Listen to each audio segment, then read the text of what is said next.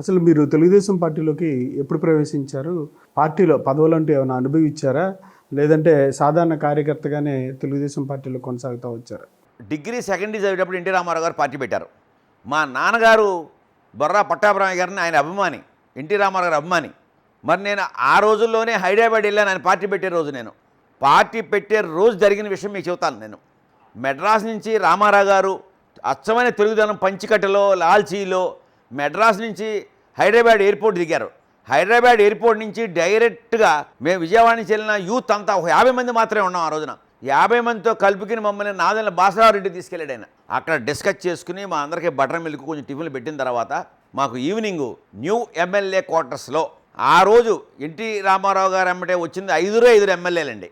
దాంట్లో ఒకటి నాదెండ్ల భాస్కరరావు గారు, గద్దె రత్తయ్య గారిని అమరావతిలో అప్పటికి ఎమ్మెల్యే చేస్తున్నాడు ఆయన, నారాయణ ఆయన ఒక ఎమ్మెల్యే గారు ఉన్నాడు, ఆది గారిని ఒక ఎమ్మెల్యే గారు ఉన్నాడు, ఇంకొక ఎమ్మెల్యే పేరు నాకు గుర్తులేదు ఎందుకంటే 82లో జరిగిన విషయం ఇది.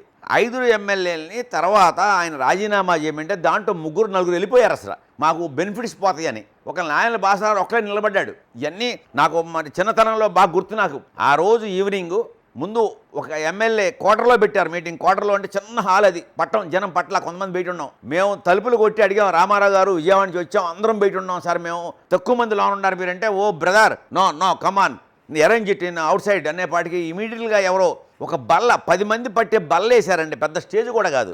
ఇది అందరూ తెలియదు. ఇన్నేళ్లలో 40 ఏళ్లలో ఈ చరిత్ర అంతా కూడా చాలామంది తెలియదు. ఆ బల్ల మీద మేము యూత్గా ఒక 50 నుంచి 70 మంది, ఆ లోకలాలో ఒక 20 మంది అభిమానులు వస్తే 70-80-100 మంది లోపు పిల్లలతో మీటింగ్ పెట్టాడు నేను ఎమ్మెల్యే కూడా లాన్లో.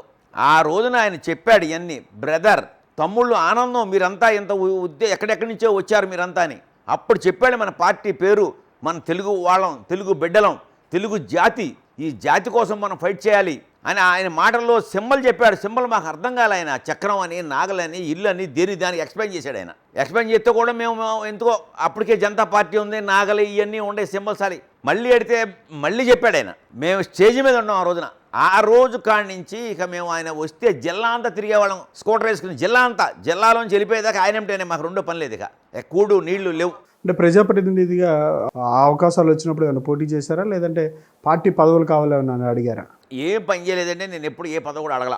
న్యాయంగా లాస్ట్ టైం మాత్రం ఒక మొన్న అంతకుముందు కాకుండా అంతకుముందు మన గవర్నమెంట్ ఇచ్చినప్పుడు మాత్రం నేను యాక్చువల్గా నెంబర్గా ట్రై చేశాను. ఫస్ట్ టైం నాకు అందల, అది మీకు ఎవరికి చెప్పాలి, ఇప్పుడు మీకే చెబుతున్నాను నేను. కానీ ఈ ట్రిప్పు చైర్మన్కి అప్లై చేస్తే చైర్మన్ అందింది. 40 ఏళ్ల తర్వాత నా అదృష్టం, నాకు ఇష్టదైవమైన ఆ కనదుర్గాదేవికి చైర్మన్ అవ్వడం అనేది నేను ఎంతో ఆనందపడుతున్నాను. నేను ఆ ముఖ్యమంత్రి గారికి, మన నారా చంద్రబాబు గారిని ధన్యవాదాలు కూడా తెలుపుకుంటున్నాను మీ ద్వారా కూడా నేను.